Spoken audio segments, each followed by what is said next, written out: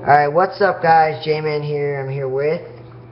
Daniel. Today we're going to do a little comic clash. We're going to talk a bunch of things in Marvel and DC Cinematic Universes. First up is The Amazing Spider-Man... First we'll start with some good news. The Amazing Spider-Man 3 delayed to 2017.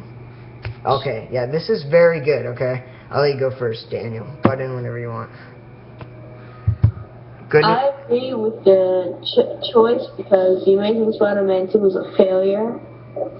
It was appreciated, but it failed, so...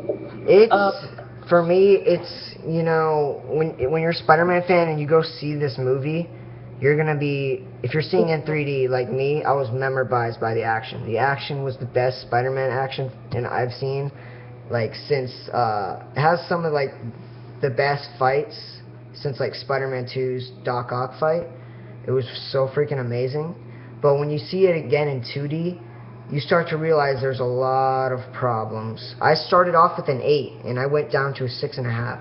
So yeah, right away when I saw it again in theaters, I was like, there's starting a lot of things started to bug me. It was too compact.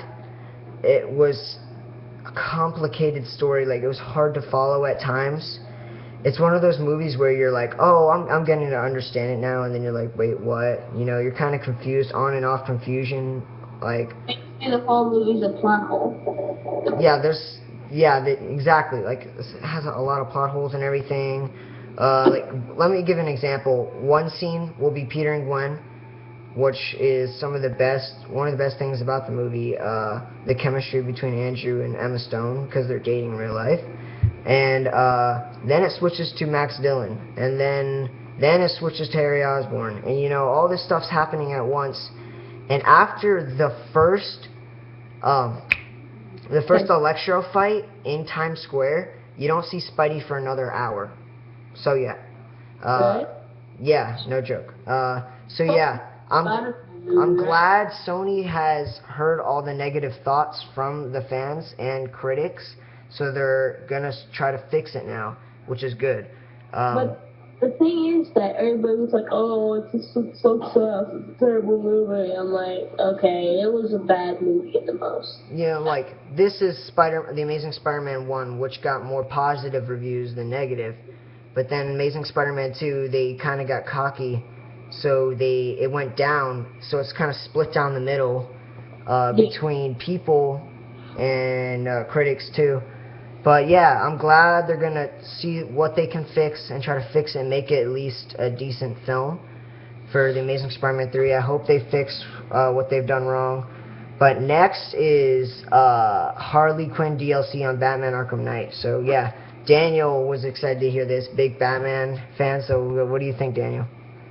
I think playing Harley Quinn is gonna be... I don't know how it's gonna be. I mean, I don't want this to be like something where people can just like stare and start, you know. Yeah, I think it's gonna be interesting. Like, I want to see if it's gonna be. I want to see like how it's gonna be, because in a Batman game, I don't think I've ever played as the villain, so it'll be fun to see like what her combat style is and everything. I played as Joker in Arkham Asylum. I really like that one. I still have it. I play it sometimes, but I mean, I don't know how this is going to... I'm not saying it's going to be a bad idea, but it's just... I want to see more, like, I'm kind of like... I want you to be able to play as Nightwing in the story, not just, like, for challenge maps or whatever. I mean, I want that. The challenging maps sort of get boring after a while. Yeah, challenge maps just sort of... And you start playing the story more than challenge maps. It seems interesting. I have to see, like, more about it before I can, like, give a judgment. But, yeah, next is the Hulk to join the Guardians of the Galaxy 2 rumors. So, Please don't do this to us, Marvel. I think it's pretty cool. I think, it depends, because they already said, Marvel said the third movie, will be featuring Thanos, and it's going to be a team-up between Guardians and Avengers in, Avengers 3. And it sounds awesome because, in Guardians of the Galaxy, they're like in their own little planet, and Thanos lives in that planet. So it seems pretty reasonable to the Avengers and Guardians to team up, which is going to be freaking awesome. If this is true, Hulk, I don't know what to think. It reminds me of this comic Planet Hulk, where the Avengers ship off Hulk to a planet, but they don't really meet Guardians. I wonder if this is true or not.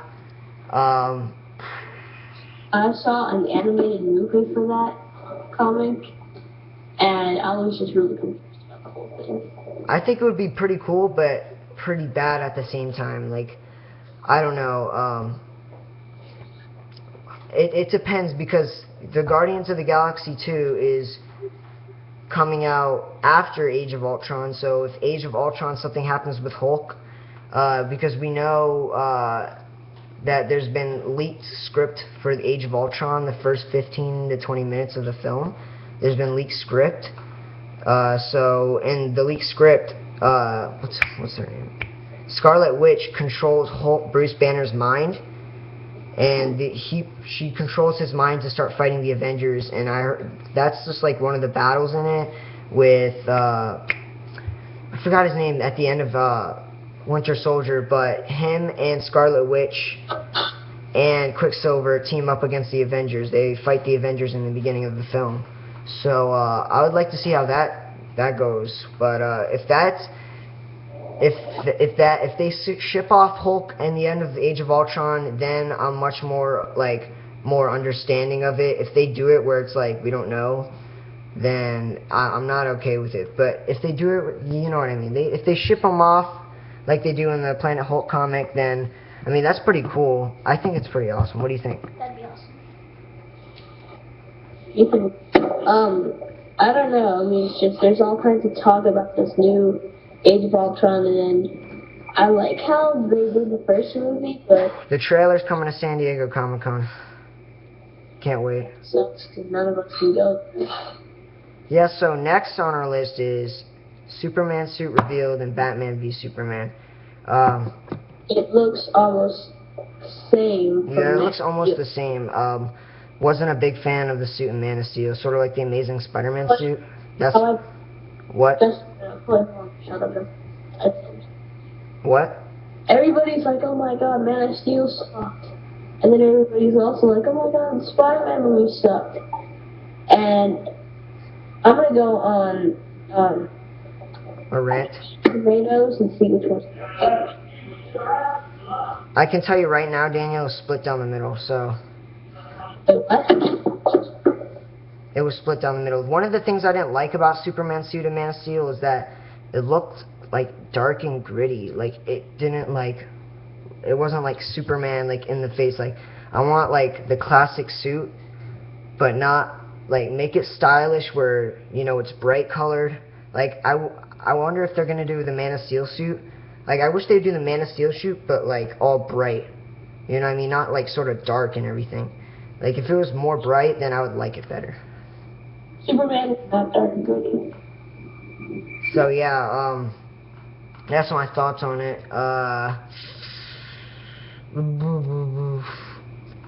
Yeah, what were you saying, Daniel? Rotten Tomatoes gave Man of Steel 55. Yep, The Amazing Spider-Man, is the same, like on that same 50-something basis. let's see. But yeah, that's pretty much all we got for Comic Clash right now. So, yeah. 53.